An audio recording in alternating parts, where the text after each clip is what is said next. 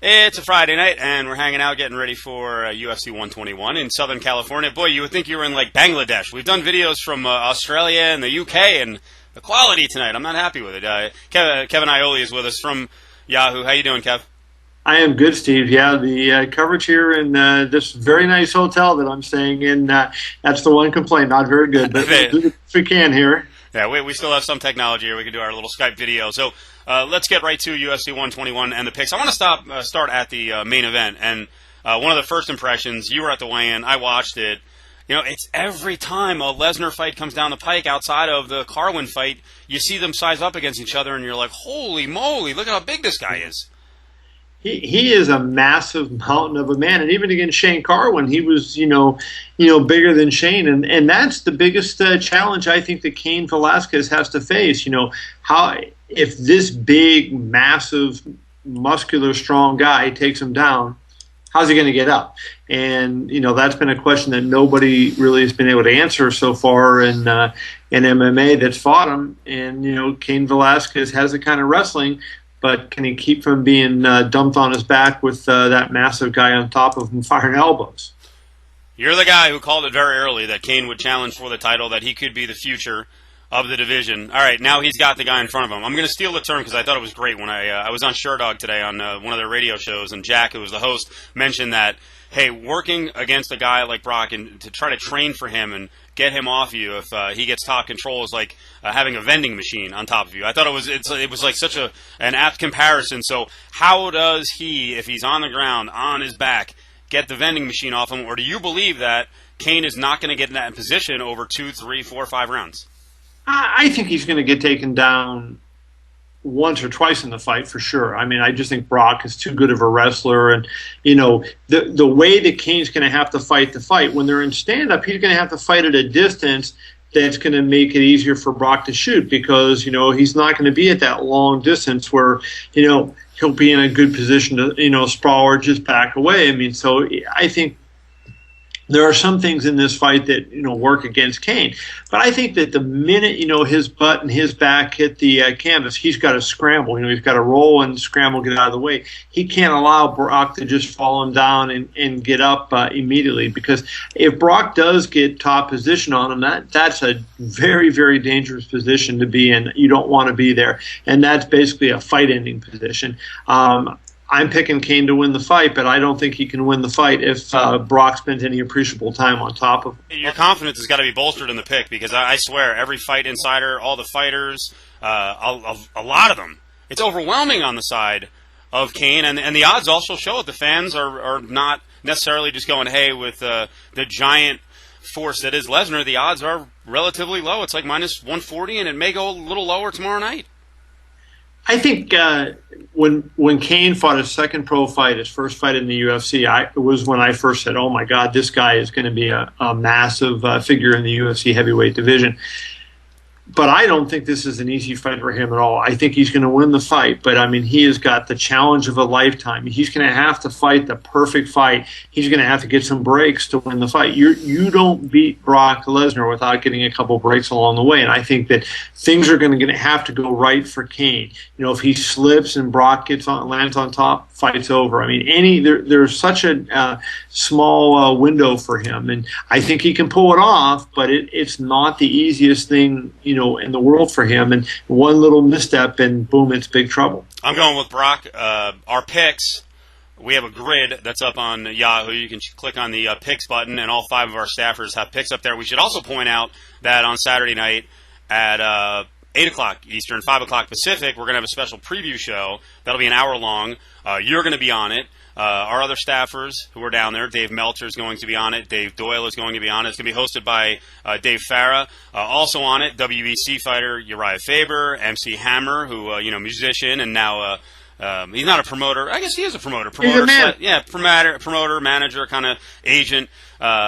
He's going to be on the show as well. Vitor Belfort, Ben Henderson from the WEC, Reed Harris is going to be on there, and Skyscrape from Tap Out is going to be on the show. Well, are we doing a WEC preview show here? What are we doing?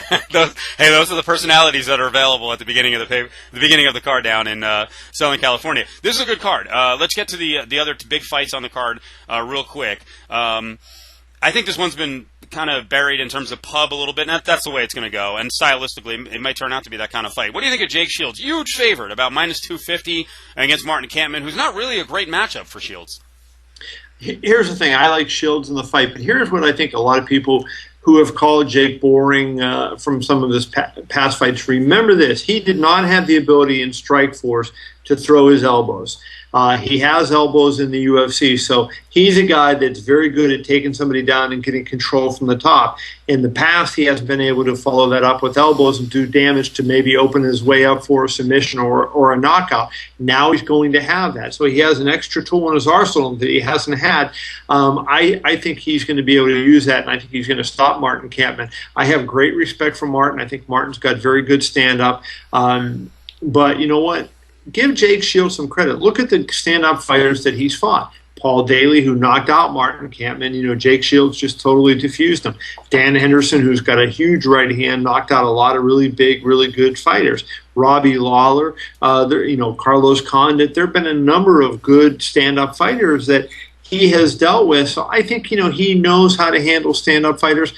I think that he'll handle Martin's stand-up better than Martin will be able to handle his takedowns. I expect Jake to get him onto the mat at some point and either submit him or ground and pound him. Okay. Well, there's a lot of momentum on the side of Kampmann based on the betting value. But you know what? I'm starting to think that maybe it's turned a little too much, and Shields is getting a little lack of respect. I'll tell you, in terms of finding someone, though, who makes a strong pitch for Tito Ortiz, I can't find anybody. And now the odds are firing up. It's up to, minus 190, minus 200. On the side of Matt Hamill. Can you, now that you've been down there, you've heard him talk, you've seen him, you've heard other people, can you make a case for Tito? Can he get his career back on track against this guy? I got back from dinner about an hour or so ago, and I saw Tito in the lobby of the hotel, and came, barreling into the hotel and running to get up to his room, and, looked in great spirits. The thing about Tito is this: we don't know what his health situation really is. I just find it hard to believe that even if the surgery was perfect, that he hasn't been, healthy for such a long time, that he's going to have his kind of feet under him. And I just think the wrestling advantage goes to Matt Hamill in the fight. The activity advantage goes to Matt Hamill in the fight. I think Tito's had better skills, and Matt Hamill hasn't reached the level that Tito was at yet. But I just think that Matt Hamill is closer to his peak than Tito is to his. I think Hamill will kind of dump Tito on his head and kind of pound him out at some point. This is actually a really good betting card. I like the way this one breaks down. I think there's some good value on some dogs. A couple of dogs that I like. I like Schaub in the fight against Gonzaga, and I like a slight favorite as well in Patrick Cote. But I know when you looked at the odds, you were like, wow, there's some value here. I think there's a number of good betting options on this fight. The one that really jumps out to me is I think Paulo Thiago deserves to be. I would think Thiago would be favored over Diego Sanchez. The fact that he's a dog there, I like Paulo Thiago in that fight to win that one. So I think that's a really good one. I agree with you on Patrick Cote. He's the favorite, but I think he should be a more solid favorite. I think they're different level fighters. Patrick, I like in that one. I think what's going to be a dark horse for fight of the night, maybe not so much a dark horse, but Sam Stout against Paul Taylor. At +2, and I think Stout probably wins the fight, but is he a 2.5 to 1 favorite? I don't think so. Getting Stout at +$2, I got to take that. I think that's a pretty good play there Taylor at $2. I think that's a really good play there. And to me, the best one on the board, I really like Brendan Schaub at +$1.70. I think he's right now on an ascending spiral. He is a really, really hard hitter. And Gonzaga, I think, is starting to get chinny.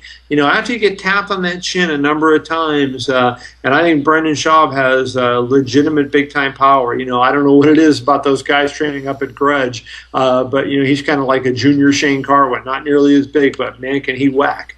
And I think he's got the power to take out Gabe Gonzaga, so I like him to win that fight. All right, again, we've got full coverage down in Anaheim. The entire crew is down there covering UFC 121, and we want to point out the video show that's going to be on at 8 o'clock Eastern. well in advance of the pay-per-view. You're going to be on it. Dave Doyle, Dave Meltzer. We've got special guests, Uriah Faber, Reed Harris, MC Hammer. Dave Farrer is going to be hosting it. So it should be a really good show, and it's our first one. So make sure you guys tune in. Is there anything I should know about it? This MC Hammer guy? You've never heard of him, huh? Boy, wait, nose to the grindstone on the Fight World. Nose to the grindstone. Man, wasn't he a bad boy, I think? Yeah, well, see that. Now you're showing your age. All right, Kev. Hey, we appreciate it. Have fun. Thank you, guys. See you, Steve.